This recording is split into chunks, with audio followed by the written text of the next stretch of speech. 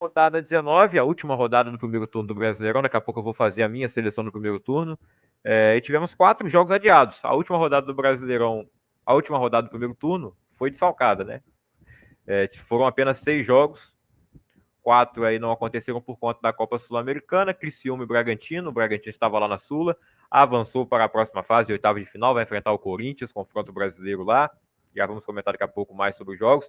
O Internacional, que não conseguiu a classificação e enfrentaria o Fortaleza nessa rodada, foi eliminado da Sul-Americana.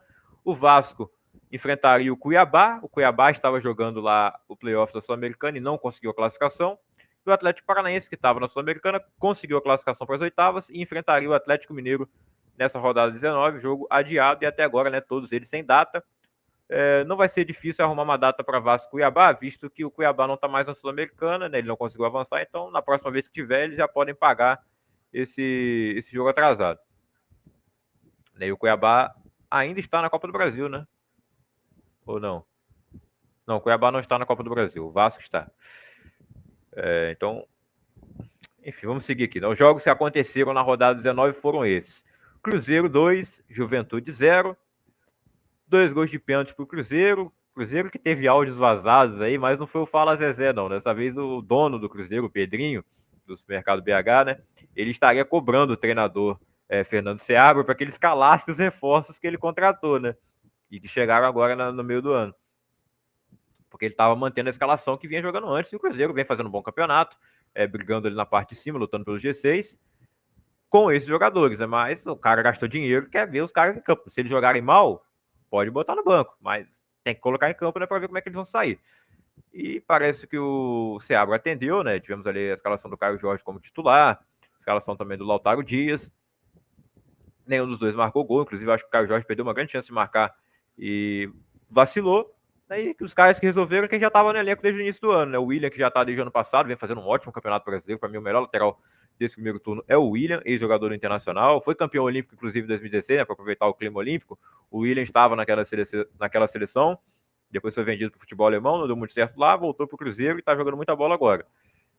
E o Dineno, que estava machucado, voltou de lesão agora. Ele bateu o pênalti no segundo tempo, fechou a vitória do Cruzeiro 2-0 contra o Juventude na segunda partida de Jair Ventura à frente do clube jaconeiro.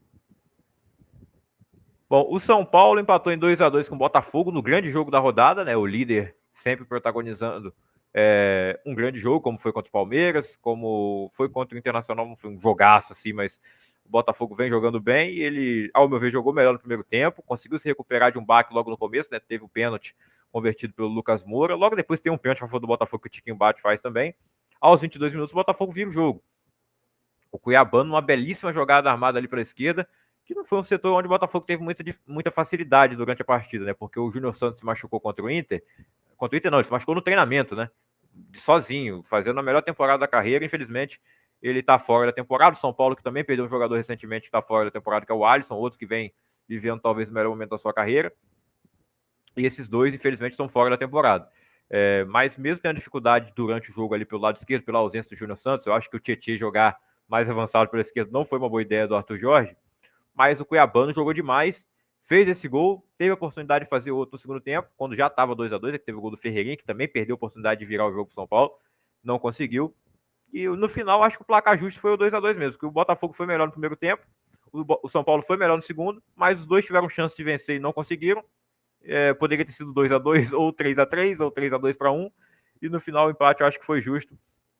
O Botafogo segue na liderança, o Palmeiras perdeu, o Flamengo venceu, tem um jogo a menos, é verdade, nesse primeiro turno, mas de qualquer forma o título simbólico é do Botafogo, porque esse jogo do Flamengo só vai acontecer lá na frente, né? O jogo do Flamengo que está atrasado contra o Internacional.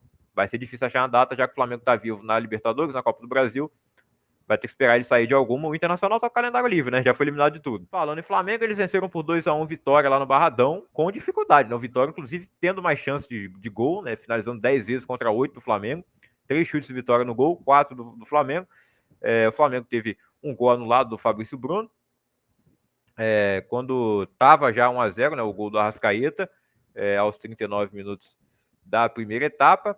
Mas o Flamengo tendo muita dificuldade de chegar ali no ataque, né? O Tite tem sempre esse problema, né? A gente via muito na seleção. Vai pegar um time que joga fechado, a seleção brasileira tinha muita dificuldade, né, para propor o jogo. E o Flamengo mesmo tendo agora o retorno dos seus jogadores, né, que foram essenciais. Né? O Arrascaeta fez um gol ali, não é qualquer um que faz no primeiro tempo. O Pedro não fez uma grande partida nesse jogo, apesar de ser o melhor jogador do time, talvez, no campeonato, né? Já que o Arrascaeta ficou muito tempo fora. E o Pedro é o artilheiro e líder de assistência do Brasileirão. Então o Pedro é o cara do Brasileirão até aqui. Você pode falar do Luiz Henrique, falar de algum jogador do Botafogo, mas em números o Pedro é o melhor. Mas ele não fez um grande jogo nessa partida. No segundo tempo o Tite tira ele, até que ele tá pendurado já faz um tempo também. Entra o Gabigol, entra o Carlinhos e o Gabigol dá assistência pro gol do Carlinhos. O Vitória tinha empatado antes com o Everaldo, no lance que o Flamengo não consegue aproveitar para marcar antes. Tem um gol anulado do Fabrício Bruno porque o Arrascaeta toca, ele escorrega no escanteio, né, acaba dando 2 toques na bola. O Flamengo sai com a vitória, mas não foi uma vitória convincente, né? Mas assim, várias vitórias não vão ser convincentes, né? O que ganha o título é vencer, não importa como tá jogando. Mas o torcedor que tinha aquela expectativa de jogar como em 2019 com o Jorge Jesus, que o Tite poderia fazer isso, eu acho que isso nunca foi um fato. Né? O Tite é um técnico vencedor, muito vencedor pelo Corinthians, na seleção não foi tão vencedor assim, mas é um técnico resultadista e é ótimo nos pontos corridos. Ele é um farmador de resultados, digamos assim, né?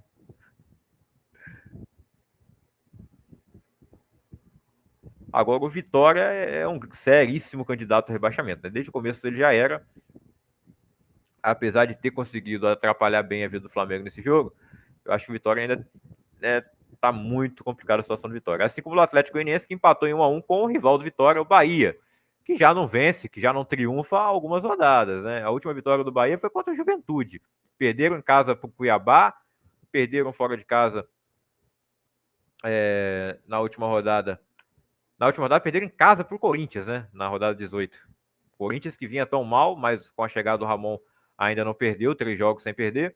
Venceram o Bahia fora de casa e o Bahia empata na Bacia das Almas com o Atlético Goianiense, que é o novo lanterna do campeonato. É um tropeço para quem sonhava em lutar pelo título. Eu acho que a briga do Bahia agora é tentar uma vaga na Libertadores. O título está bem distante nesse momento. É para desistir de jogar toalha? Claro que não, mas pelo futebol apresentado nos últimos jogos e os resultados negativos, né, é complicado. Teve muito mais posse de bola que o time do Atlético Goianiense, mas não teve tantas finalizações. O Atlético finalizou mais vezes, né? O golaço do Luiz Fernando e o Jean Lucas, aquele gol chorado mesmo, né, no final. No último minuto, um rebote que a bola tinha na trave voltou para ele. E aí empata o jogo, o Bahia consegue sair pelo menos com um ponto lá de Goiânia. O Fluminense conseguiu 2 vitórias consecutivas, largou a lanterna do campeonato, 2 jogos sem sofrer gol, para quem tinha ali uma das piores defesas do campeonato. Eles vencem por 1-0 novamente, venceram por 1-0 na rodada 18 Cuiabá, e agora vencem por 1-0 o Palmeiras. Né? Venceu o Cuiabá. O Cuiabá não é um time fácil de vencer. O Botafogo mesmo, que é o líder, teve dificuldade de vencer. O Palmeiras, que é o vice-líder, venceu por 2-0, mas não foi tão simples assim. O Flamengo empatou com o Cuiabá. O Cuiabá tira ponto de muita gente. Embora o Cuiabá parece que tem aquele negócio, joga melhor fora de casa do que em casa. Às vezes, né? Embora a melhor partida deles fosse 5-0 com o Fortaleza, foi em casa. Mas, enfim, o Fluminense consegue uma vitória gigante contra o Palmeiras, né? Com o Maracanã tendo bom público, depois de um tempo, né? O Fluminense conseguiu botar ali 51 mil pessoas no Maracanã para ver o retorno do Thiago Silva, que já tinha jogado contra o Cuiabá, jogado bem, assumiu a braçadeira de capitão, é um líder por onde passa. Eu já falei isso na live passada, no vídeo passado, tem que ficar repetindo tudo. Todo mundo sabe o monstro que o Thiago Silva é na carreira, um dos maiores zagueiros dessa geração. E ele chega no Fluminense para resolver, né? E tem resolvido. Quase fez um gol nesse jogo. E tem que falar do John Arias, obviamente. Esse cara está na história do Fluminense por tudo que ele fez ano passado. E vai estar mais ainda se ele continuar assim, né? Se ele não for vendido agora, eu acho que vai ser uma perda irreparável para o Fluminense vender ele agora. Pode ganhar um bom dinheiro, mas eu acho que não vai contratar ninguém no nível do John Arias. É um jogador absurdo, corre o jogo inteiro, e ele faz o gol da vitória. A contratação que eles fizeram do... O cara até pegou a camisa 90, né? O Kevin Serna pegou a 90, que era do Douglas Costa. E em um jogo, né? Foi a estreia dele. Ele fez mais que o Douglas Costa na passagem dele inteira pelo Fluminense. Ele faz a jogada do gol ali, recebendo o cabeceio do Diogo Barbosa. Digamos que o Mano Menezes usou um pouco da estratégia do Abel contra ele. O Abel que nem estava lá, porque estava suspenso, né? Para variar. Até que fazia tempo que o Abel não ficava fora de um jogo. Mas aí o Diogo Barbosa e o Marcelo jogaram juntos no segundo tempo. O Marcelo começou no banco, entrou jogando ali mais avançado. Mas é o Diogo Barbosa que faz a jogada junto com o Kevin Serna e o John Arias conclui para o gol, fazendo 1-0 aos 41 minutos, né, do segundo tempo. O Palmeiras fez uma partida muito ruim, sentindo falta, obviamente, do Estevão, principal jogador do Palmeiras do campeonato. Dudu muito tempo parado, voltou agora, o primeiro jogo dele de titular. Não foi bem, Felipe Anderson ainda não se adaptou. Flaco Lopes foi bem contra o Cruzeiro nessa partida, não jogou nada. Rafael Veiga muito sumido do jogo. E muitos reclamaram que o Zé Rafael não fez a falta, né, no lance do gol, que ele deveria ter feito a falta no Serna. Ele até tenta chegando ali, ele tenta chegar, né, fazer a falta, mas de um jeito que ele não tomasse amarelo, que ele já tá pendurado, ele ia tomar o amarelo de qualquer jeito. Não conseguiu fazer a falta, foi fofo na marcação. E o Fluminense chegou ao gol, né. Além do Estevão, né, o Palmeiras também não tinha o Piquerez. Piquerez também estava fora. E o Richard Rios no banco por opção técnica. Eu não sei porquê. O Richard Rios fez uma Copa América fantástica com a Colômbia. Está na mira de vários times europeus. Eu não sei por que o Palmeiras, porque o Abel decidiu deixar ele no banco, né? Embora o Abel não estivesse lá, obviamente a escalação foi ele que passou por seus auxiliares. E o último jogo da rodada foi Corinthians e Grêmio, jogo que se repetirá na Copa do Brasil, e a gente já viu no início da live aqui a reclamação do Renato Gaúcho, né, sobre a arbitragem, que realmente, mais uma vez, foi terrível.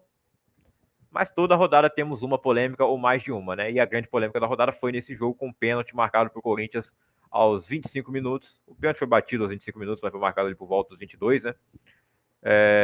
Foi pro VAR e ainda assim o árbitro deu um pênalti que para mim foi inexistente, né? O Yuri Alberto é puxado, só que ele cai para frente. Como que você é puxado e cai para o lado oposto de onde você foi puxado? Não existe isso. Mas o mais ridículo foi ano passado, né? E eu acho que se falar muito pouco disso, se fosse talvez o Corinthians, se fosse a situação inversa, falariam muito mais que o Corinthians tivesse perdido o título por 2 pontos, tendo um pênalti absurdamente legítimo sonegado contra ele. Foi ao contrário, né? O Grêmio que teve um pênalti não dado a seu favor contra o Corinthians, mão do Yuri Alberto, naquele 4-4 em Itaquera também. E se o Grêmio vence aquele jogo, ele poderia ter sido campeão brasileiro. Faltou 2 pontos para ele ser campeão. Enfim, ainda faltavam outros jogos, ele poderia perder na frente? Poderia. Mas a gente não sabe, né? Aquele jogo lá, o pênalti poderia ser desperdiçado pelo Luan? Poderia também, a gente não sabe. Mas o pênalti teria que ser marcado, não foi. E nesse jogo o pênalti não deveria ser marcado e foi. O Grêmio saiu na frente logo aos 2 minutos com o gol do Rodrigo Eli, de cabeça. Aí tem o pênalti, o Roberto vai lá e converte. A entrevista do Marquezinho, goleiro do Grêmio, no intervalo é fantástica, né? O cara tava realmente muito pé da vida. Ele falou praticamente a mesma coisa do Renato, só que num tom muito mais elevado, né? Até porque ele estava no calor do jogo ali, no intervalo. Tinha acabado de sair do campo.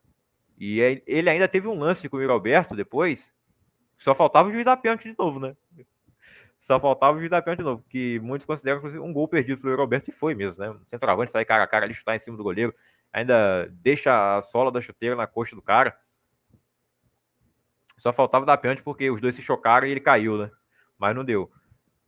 Enfim, e aí no segundo tempo o Vila Sante faz um gol aproveitando um erro de saída de bola da lateral ali do Félix Torres, que não é lateral, mas estava quebrando um galho ali, perdeu a bola e o Vila Sante fez um belo gol.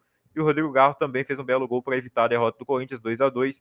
Se o Grêmio conseguisse a vitória, né, com o gol do Vila Sante, eles iam reclamar ainda da arbitragem, mas né, falaram, vencemos. Tomou empate, onde todo o mérito ali pro Rodrigo Garro pelo gol que ele fez, né? Ele salvou o Corinthians naquela partida contra o Vitória, marcando 2 golaços também, agora marca mais um. É o cara ali mais inteligente desse meio campo do Corinthians, que é um deserto de talento. Né? Você está bem? Isto é uma vergonha. O que está acontecendo hoje aqui é uma vergonha. Así de claro. Não me importa se sou expulso, se sou castigado, lo que você quieran. Mas, hermano, venía a jugar en un campo aquí. Con todo lo que está aconteciendo en Río Grande do Sul. Nosotros estamos poniendo peito a todo isso. Estamos sufriendo pa' caralho. Longe de la familia. Vir aquí y ver lo que están aconteciendo aquí. Cobrar un penalti como cobraron. Isto é uma vergonha, mano. Sinceramente, não sei, Grêmio muito grande para estar sofrendo isto. Corinthians é um equipo muito grande, não respeitamos ele, mas isto é uma verdadeira vergonha. Mas esse tal de VAR, olha, eu vou te contar. É difícil entender porque eles têm as ferramentas. Eles não conseguem usar as ferramentas. Aí a pergunta fica, não sabe usar as ferramentas ou está mal intencionado? Aí vocês, agora cada um tem sua opinião. Porque o treinador chega aqui, fala, ele é julgado. O jogador chega aqui, fala, ele é julgado. Aí você vê alguns idiotas no VAR, que fazem um monte de M, e no outro jogo ele está lá no VAR de novo. Isso quando eu não estou dentro do campo apitando. E aí, o que a gente vai fazer? O nosso presidente da CBF em Paris. E a gente está vendo essas palhaçadas. Em toda rodada a gente vê uma palhaçada, ou mais de uma palhaçada. Hoje a gente viu mais uma. Volto a repetir. O Corinthians é grande, ele não precisa disso. O Corinthians não é culpado de nada. Vamos à classificação então. Após o fim do primeiro turno, Botafogo jogou as 19 partidas, tem 40 pontos, são 12 vitórias, 4 empates e 3 derrotas até aqui, 31 gols marcados, 16 gols sofridos. É a segunda melhor defesa do campeonato e é o segundo melhor ataque. Fica atrás do melhor ataque ali, que é o do Flamengo, com 32 gols marcados. E a melhor defesa, que é a do Palmeiras, sofreu 14 gols. Um saldo de gols então do Botafogo é de 15, melhor saldo. O Flamengo tem 37 pontos, um jogo a menos, são 11 vitórias, 4 empates e 3 derrotas, 32 gols marcados, melhor ataque do campeonato, 19 gols sofridos, saldo de 13. Palmeiras, que também tem um saldo de 13, tem 36 pontos, 11 vitórias, 3 empates e 5 derrotas, 27 gols marcados e 14 gols sofridos, a melhor defesa do campeonato. O Fortaleza é o quarto colocado com 33 pontos, um jogo a menos, assim como o Cruzeiro, também tem um jogo a menos e tem 32 pontos. O São Paulo também tem 32, mas esse tem uns 19 jogos. O Bahia caiu para 7º lugar, 31 pontos. O Atlético Paranaense tem 25 e tem 3 jogos a menos. O Bragantino também tem 3 jogos a menos e tem 25. O Atlético Mineiro a mesma coisa. O Vasco tem um jogo a menos e tem 23 pontos. Juventude, 3 jogos a menos, 21 pontos. Internacional, 5 jogos a menos, 19 pontos. Corinthians jogou 19 jogos e tem 19 pontos. É como se tivesse empatado todos, né? São 4 vitórias, 7 empates e 8 derrotas. 17 gols marcados e 25 gols sofridos. Um saldo de gols de menos 8. O Criciúma tem 18 pontos e 3 jogos a menos. 2 jogos a menos, desculpe.